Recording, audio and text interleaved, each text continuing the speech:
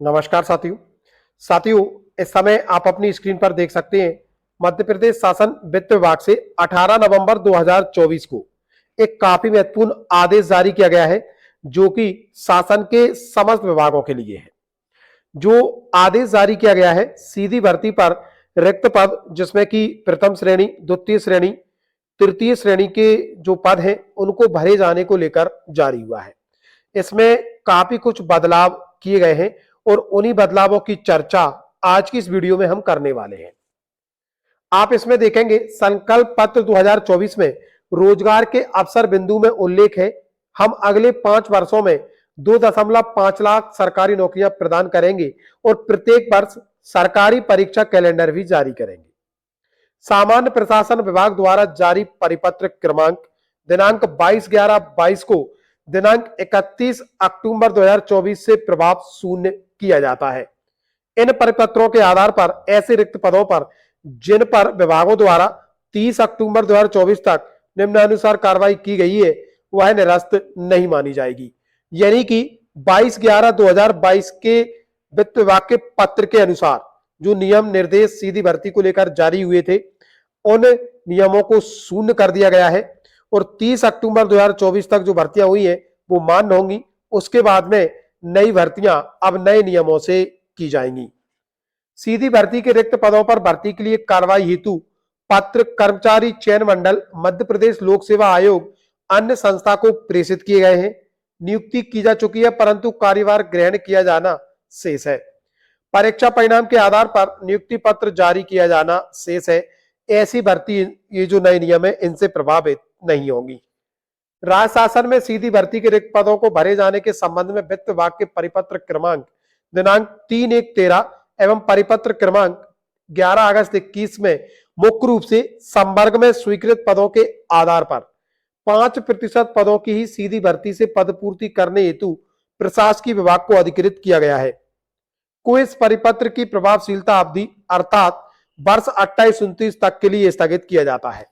यानी कि अब तक ये नियम था किसी भी संवर्ग में स्वीकृत पदों के आधार पर 5% पदों पर ही सीधी भर्ती की जा सकती थी और अब इसके लिए 2028-29 तक इसे स्थगित कर दिया गया है। अब सभी जो पद होंगे उनमें सीधी भर्ती के माध्यम से नियुक्ति की जाएगी।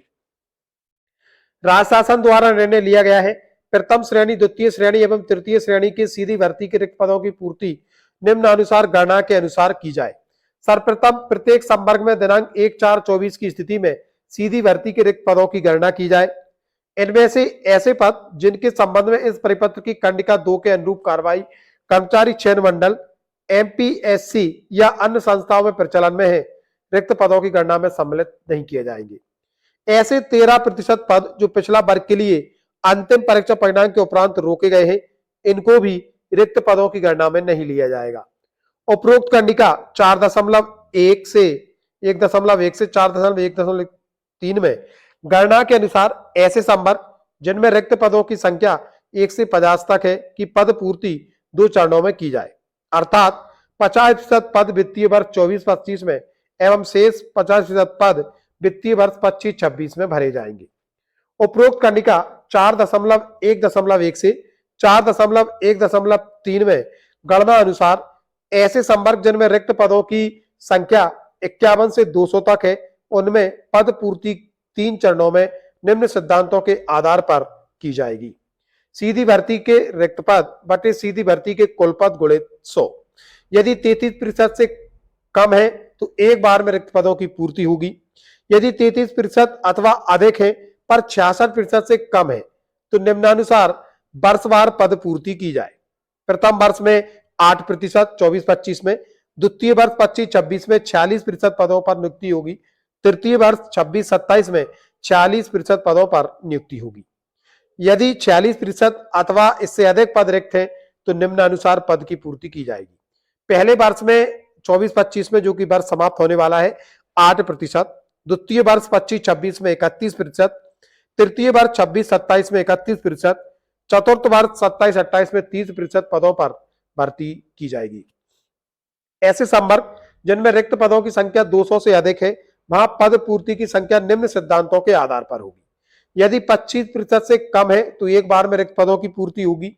यदि 25% अथवा अधिक है पर 50% से कम है तो पहले वर्ष में 8%, दूसरे वर्ष में 46% और तीसरे वर्ष में 46% पदों पर भर्ती की जाएगी।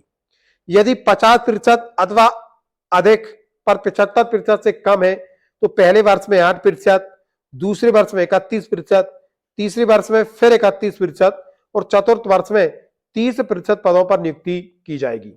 यदि 75% अथवा अधिक पद रिक्त हैं तो पहले वर्ष में 8%, दूसरे वर्ष में 23%, तीसरे वर्ष में 23%, चौथे वर्ष में 23% और पांचवें वर्ष में भी 23% पदों पर नियुक्ति प्रक्रिया संपन्न की जाएगी। राज्य शासन द्वारा डाइंग संवर्ग घोषित किए जा चुके संवर्गों में किसी भी प्रकार से भर्ती नहीं की जाएगी। अनुबंधित वाहन हेतु वाहन चालकों के पद पर सीधी भर्ती आवश्यक नहीं है। जिन विभागों के पास स्वयं के वाहन है वे भी वाहन चालकों के कार्य हेतु सेवाएं आउटसोर्स के माध्यम से प्राप्त करने पर विचार करें। विशिष्ट विभाग जहां वाहन चालकों के रिक्त पदों पर सीधी भर्ती आवश्यक है वे वित्त विभाग को तत्वों सहित प्रस्ताव प्रस्तुत करते हुए स्वीकृति प्राप्त करेंगे। राज्य शासन के विभिन्न कार्यालयों में चतुर्थ श्रेणी के पदों के विरुद्ध कार्य करने के लिए व्यक्तियों की पूर्ति हेतु वित्त विभाग के संदर्भित पत्र क्रमांक 3, जिसमें मुख्य रूप से आउटसोर्स पर चतुर्थ श्रेणी के कार्मिकों की सेवाएं प्राप्त करने संबंधी नीति निर्देश है के अनुसार कार्रवाई की जाए। विशिष्ट विभाग जहां चतुर्थ श्रेणी के रिक्त पदों पर सीधी भर्ती आवश्यक है वे वित्त विभाग को तथ्यों सहित प्रस्ताव प्रेषित करते हुए स्वीकृति प्राप्त करेंगे। रिक्त पदों की पूर्ति के समय कैडर मैनेजमेंट प्रभावित न हो इस बात का विशेष ध्यान रखा जाए। इस प्रकार अगर हम देखें तो मध्य प्रदेश शासन वित्त विभाग से सीधी भर्ती नियुक्ति प्रक्रिया को लेकर यह महत्वपूर्ण पत्र जारी किया गया है। साथ ही ये था आज का महत्वपूर्ण अपडेट। मिलेंगे जल्दी नए अपडेट एवं नए टॉपिक के साथ, तब तक के लिए जय हिंद जय भारत मित्रों।